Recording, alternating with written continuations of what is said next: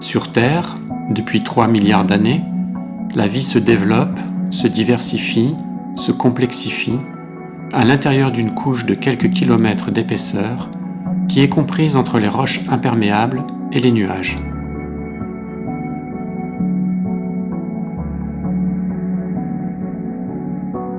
Cette zone est si étroite en regard du diamètre de notre planète qu'elle représente l'équivalent d'une pellicule de quelques millimètres recouvrant une sphère de plus de 10 mètres de diamètre. À l'intérieur de cette pellicule, les êtres vivants, les sols, les mers et le climat sont liés par des interactions complexes et des équilibres qui sont indispensables à la perpétuation de la vie.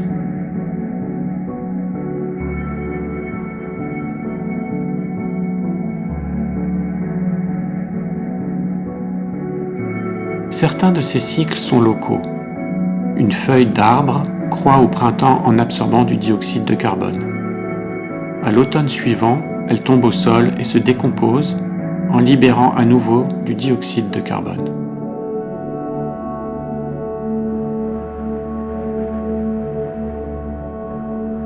D'autres processus s'étendent sur de longues distances. L'érosion des Alpes produit des particules de calcium qui sont transportées par les rivières et les océans jusque dans les lagons australiens où les coraux les utilisent pour former leur squelette.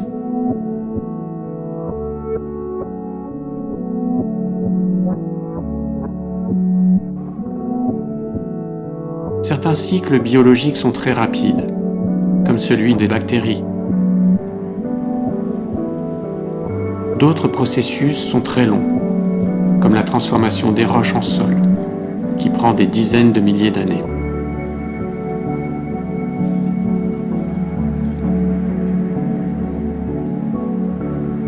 Afin de rappeler l'importance de cette pellicule terrestre pour le développement de la vie et afin d'en souligner la complexité et la vulnérabilité, des scientifiques lui ont donné le nom de zone critique.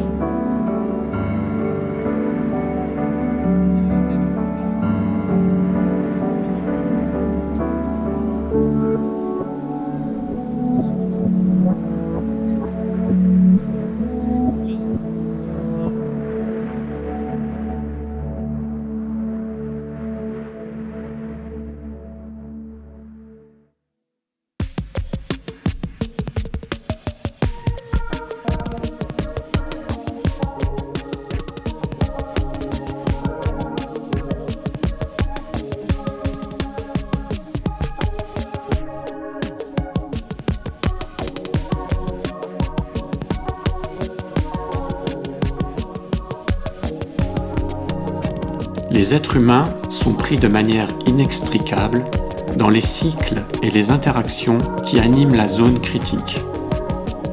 À l'échelle locale, chaque corps humain doit satisfaire des besoins métaboliques. Il doit respirer, boire, manger, se reposer, s'abriter, ce qui l'amène à interagir avec les êtres vivants et la matière inerte qui l'environne. À l'échelle globale, le développement de certaines activités humaines modifie la trajectoire de l'ensemble de la zone critique. Ce constat a contribué à alimenter un discours qui pointe la responsabilité de l'humanité tout entière dans le basculement écologique. Anthropocène est le nom donné à la période récente au cours de laquelle l'influence des humains dans la zone critique serait devenue prédominante. Le problème avec cette vision, c'est qu'elle est asociale. En effet, les êtres humains n'agissent pas à l'intérieur de la zone critique en tant qu'êtres humains en général, mais en tant qu'ils appartiennent à des mondes sociaux. Selon leur nation d'origine, leur peuple, leur classe sociale ou leur genre, les êtres humains ont des responsabilités différentes et sont affectés différemment par les changements climatiques et écologiques.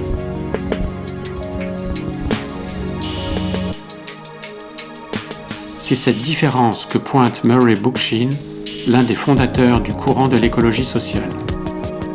Lorsqu'on dit qu'un gamin de Harlem est tout autant responsable de la crise écologique que le président d'ExxonMobil, on en calomnie un pour tirer l'autre d'affaire.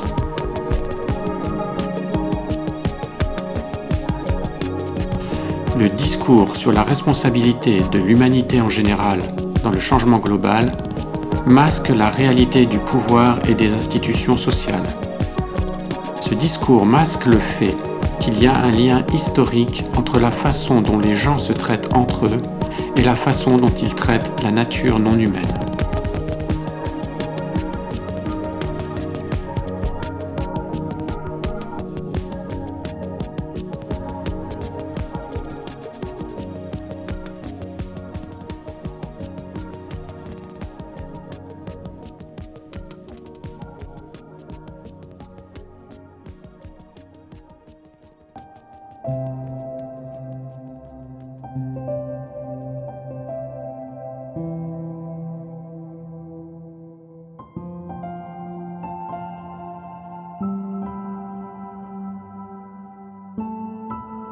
L'anthropologue Maurice Godelier rappelle que les êtres humains ne sont pas les seuls animaux qui vivent en société, mais que ce sont les seuls animaux qui doivent inventer les sociétés hors desquelles ils ne peuvent vivre.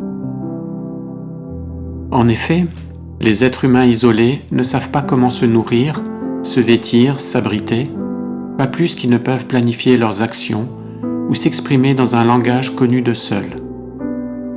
Tout cela, les femmes et les hommes ne peuvent le faire qu'en tant qu'ils naissent, grandissent et vivent en société. Les êtres humains en société établissent aussi ce qui a de la valeur pour eux et construisent des représentations du monde. Ces valeurs et ces représentations orientent leurs actions à l'intérieur de la zone critique. Au sein des Premières Nations australiennes, le territoire fait partie de la famille. À ce titre, les femmes et les hommes lui doivent des obligations. Ils le considèrent comme un être conscient et sensible. Tout ce qui le peuple, les animaux, les plantes, les rivières, le feu, le ciel, le vent, est l'objet de soins attentifs. Les Incas croient que le grand Inca est le fils du soleil. Ils croient que le grand Inca œuvre pour la prospérité de tous, en contrôlant les conditions de reproduction du monde et des êtres humains. C'est pourquoi il lui prodigue des offrandes en retour. Pour les nations européennes qui colonisent les Amériques à partir du XVIe siècle, les forêts, la terre et ce qu'elle abrite sont de purs objets qui doivent être dominés, défrichés, labourés, creusés, afin d'en retirer un maximum de profit. Dans les mines d'argent de Potosi en Bolivie, dans les plantations de canne à sucre du Brésil et des Caraïbes, les natures humaines et non humaines sont exploitées avec la même violence destructrice. Le colonialisme esclavagiste de la mine et de la plantation joue un rôle fondamental pour le développement du premier capitalisme industriel européen. Et en tant qu'ordre social, il a encore quelque chose à voir avec l'ordre qui détermine les rapports entre les êtres humains et avec la nature non humaine dans nos sociétés capitalistes actuelles.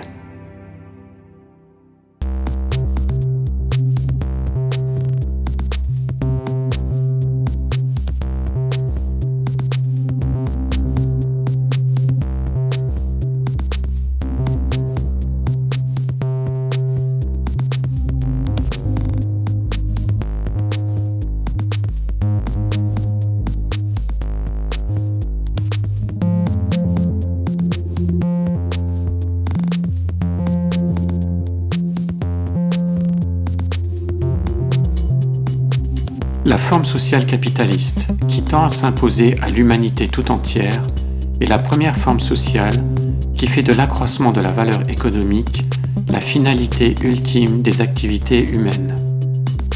La formule générale qui exprime ce régime est A donne M qui donne A'. Dans cette formule, A est la mise de départ, la valeur économique, l'argent, qui sert à acheter des moyens matériels et de la main-d'œuvre pour produire une marchandise M. Cette marchandise M est échangée sur le marché contre une valeur économique A'. A' réalise la mise de départ A augmentée d'une plus-value, PV. On a donc A' égale A plus PV. Le processus ne s'arrête pas ici. A' est réinvesti de sorte qu'il conduit dans la phase suivante à A seconde, puis dans une phase encore suivante à A tierce, etc. Ceci dans un mouvement qui n'a pas de fin. Cette formule a été donnée pour la première fois par Karl Marx dans son livre intitulé Le Capital. Le capital est de la valeur économique mise en mouvement pour créer encore plus de capital, c'est-à-dire encore plus de valeur économique. Ce mouvement infini du capital exige de produire toujours plus, d'utiliser toujours plus de ressources matérielles, d'user toujours plus de main-d'œuvre, d'accaparer toujours plus d'espace naturel, de rejeter toujours plus de déchets et de polluer toujours plus.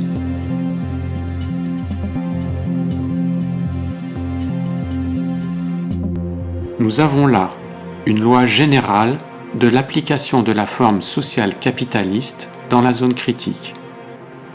Elle introduit un mauvais infini dans une zone qui est finie.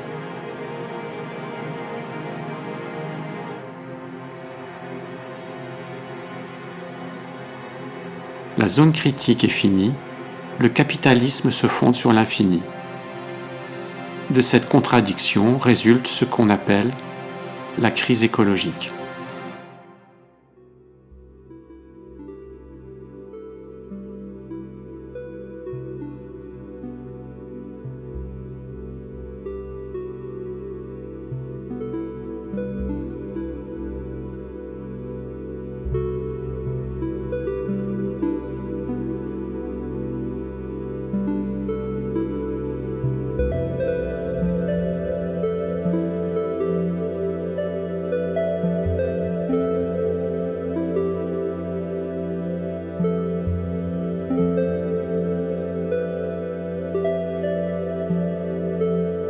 Les théories de Marx sur le capitalisme datent d'il y a 150 ans. Sont-elles capables de rendre compte du monde capitaliste dans lequel nous vivons ? Marx n'est pas un économiste, c'est un philosophe de l'économie. La question fondamentale qu'il pose est celle de la possibilité des phénomènes économiques. En effet, le réel en soi n'a rien d'économique. La vie humaine, la capacité de travailler, de porter, de calculer, de piocher, d'élaborer des plans, ne comporte en soi aucun indice économique. Les objets non plus n'ont rien d'économique en soi. On peut observer une tomate, un ordinateur, une maison, autant qu'on voudra, on n'y trouvera pas la présence d'une valeur économique. Du reste, nous savons que pendant des millénaires, des sociétés entières ont vécu sans économie. Marx pointe donc cette vérité simple. Le réel se déploie, la vie se déploie, et aucun réel économique n'y surgit. Bien que dans le monde capitaliste, la survie des êtres humains, des animaux, des plantes, des rivières soit soumise à des conditions économiques, il ne s'agit en rien d'une loi de la vie, ni d'une loi de la nature, contrairement aux lois qui régissent la zone critique.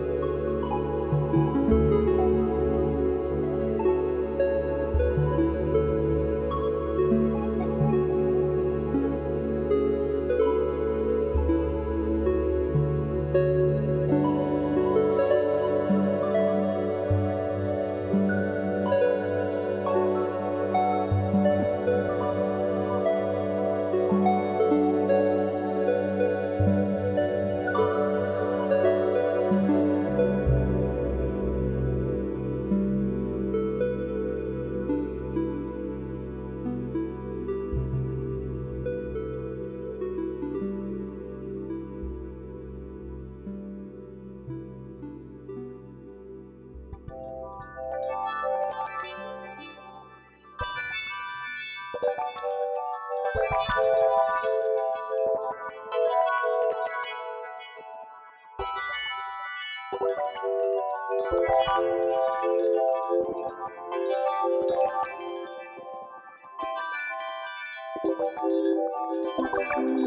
logique capitaliste est une logique de l'abstraction et de l'équivalence. La logique de l'abstraction est une logique qui consiste à isoler et à résumer des caractéristiques ou des propriétés que plusieurs choses ont en commun.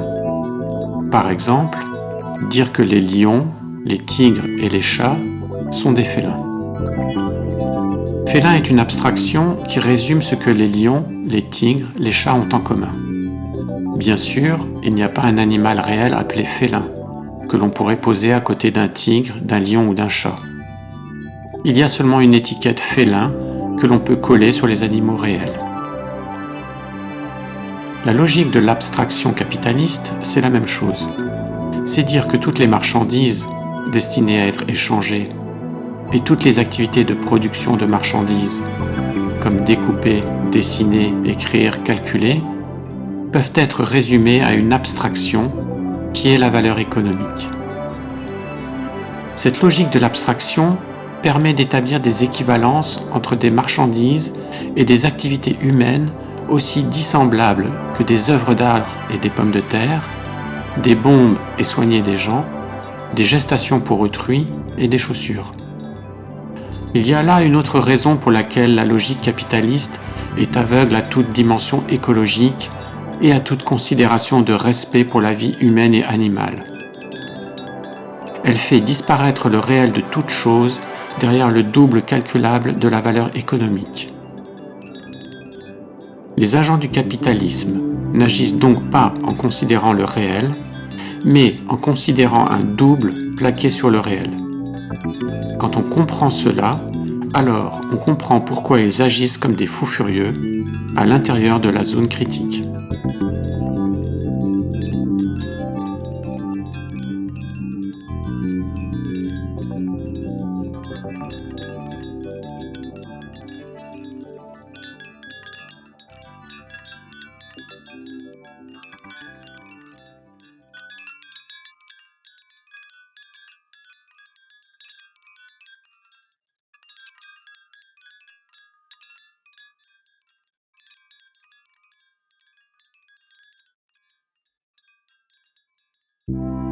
Dans le régime social capitaliste, les femmes et les hommes ne déterminent pas les besoins élémentaires qu'ils cherchent à satisfaire. Au contraire, leur niveau de subsistance est décidé par ceux qui achètent leur force de travail pour la transformer en plus-value et qui de ce fait tendent à en minimiser le prix pour maximiser cette plus-value. Le travail capitaliste n'est pas une activité transformatrice de la nature non humaine dans le but d'assurer l'épanouissement des êtres humains. Au contraire, le travail capitaliste met en péril les travailleuses et les travailleurs. Lorsque la main-d'œuvre est disponible en abondance, le travail peut être extrait des corps au risque de les rendre malades ou de les faire mourir. Les capitalistes disposent d'une armée de réserve suffisante pour les remplacer. Une vérité que nous livre Marx sur le capitalisme est son caractère fétichiste. Un fétiche est une idole qu'une société adore parce qu'elle croit qu'elle dépend de celle-ci, alors que la réalité est rigoureusement inverse, puisque c'est la société qui a créé l'idole et son culte. Dans la forme sociale capitaliste, les décisions qui concernent les activités humaines ne sont pas prises sur la base de l'utilité et des désirs collectifs, ni en considération des équilibres internes à la zone critique. La nature des biens produits et le contenu du travail, leurs conséquences sociales, sanitaires et écologiques, ne font pas l'objet d'une délibération consciente et collective par les intéressés. Le capital, la valeur économique et l'argent qui est sa matérialisation, les marchandises et le travail capitaliste, auxquels la masse de la population doit se soumettre pour survivre, orientent les activités humaines comme si tout dépendait d'eux, alors qu'en réalité ce sont des êtres humains qui les ont créés. Ce fétichisme aboutit au traitement des natures humaines et non humaines comme des ressources nécessaires qu'il faut s'approprier et maintenir au coût le plus bas et le plus efficient possible.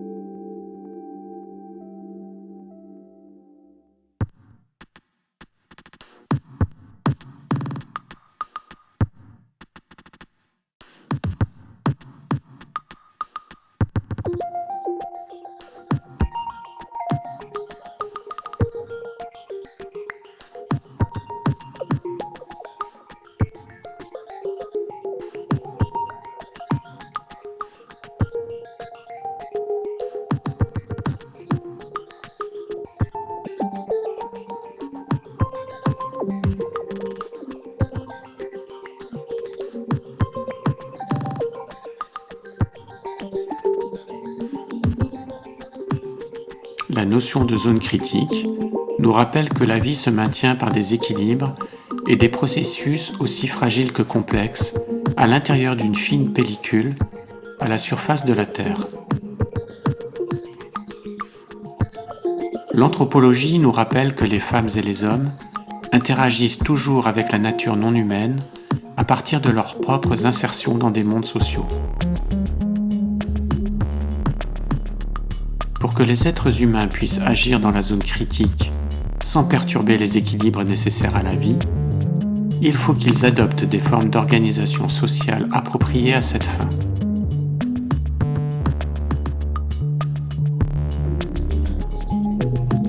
Les fondateurs de l'écologie sociale ne disent pas autre chose quand ils affirment que les problèmes écologiques sont des problèmes sociaux et que les luttes écologiques et les luttes pour les émancipations collectives sont intrinsèquement liées.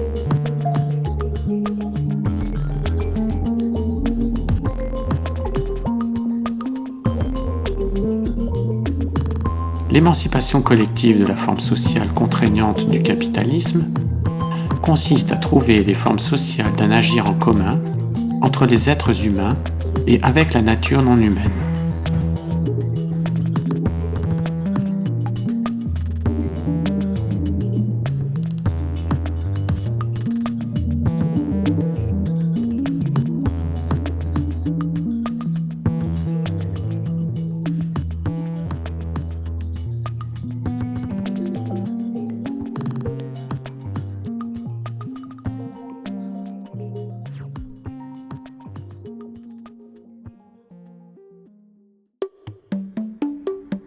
Le régime de l'agir en commun conduit à introduire la forme de l'autodécision collective partout dans la société de la façon la plus profonde et la plus systématique possible. Dans l'autodécision, ce sont tous les participants à la vie collective qui délibèrent en commun pour déterminer ce qui convient pour eux et ce qu'il convient de faire. Ils décident démocratiquement quels besoins et quels désirs ils veulent satisfaire et de quelle manière les satisfaire. Dans l'agir en commun, les participants sont socialement conscients d'eux-mêmes et non pas soumis aux fétiches de la valeur économique. Autrement dit, ils sont conscients de se donner à eux-mêmes leurs propres règles d'organisation et de fonctionnement. La construction d'une société sur le principe de l'agir en commun implique donc l'abolition de toutes les séparations permanentes entre dirigeants et exécutants, entre dominants et dominés, entre exploiteurs et exploités. Les principaux moyens de production et de subsistance, comme les usines, les routes, les hôpitaux, les technologies, les services publics, mais aussi les forêts, les fleuves, les nappes d'eau, la terre, le pétrole, deviennent des biens communs qui sont gérés par l'ensemble des participants concernés selon les principes de l'autodécision.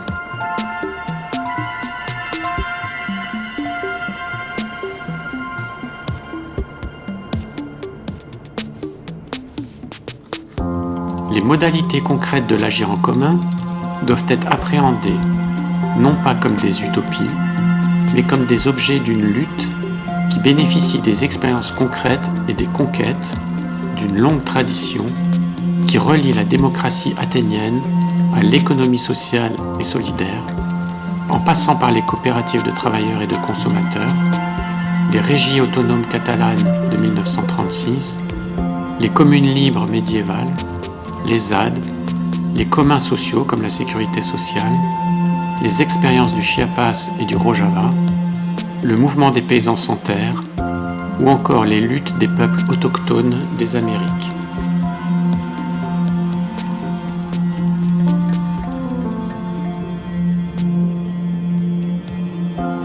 Toutes ces expériences peuvent être approfondies et élargies selon le principe de l'agir en commun.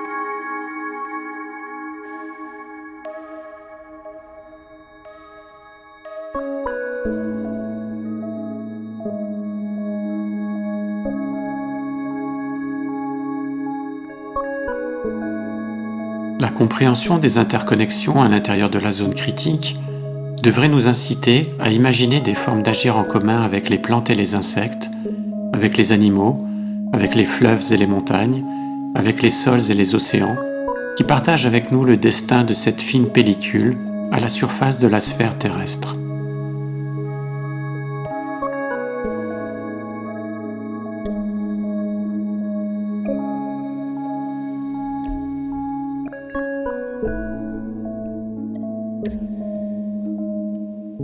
Le principe de l'agir en commun avec les animaux et le reste de la nature non humaine permet de sortir de la logique extractiviste et de les faire passer d'un statut de simple ressource ou de dépotoir à une prise en compte de leurs besoins et de leurs intérêts particuliers.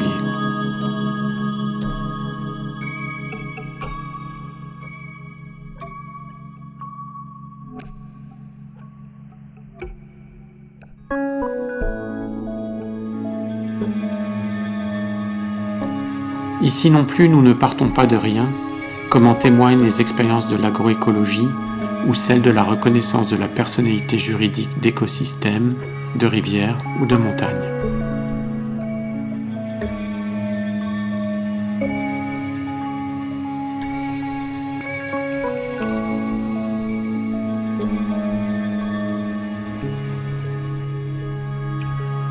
Viser la complémentarité ou le mutualisme avec les autres composants de la zone critique peut devenir un objectif aussi immédiatement désirable que de viser la bonne entente entre les humains.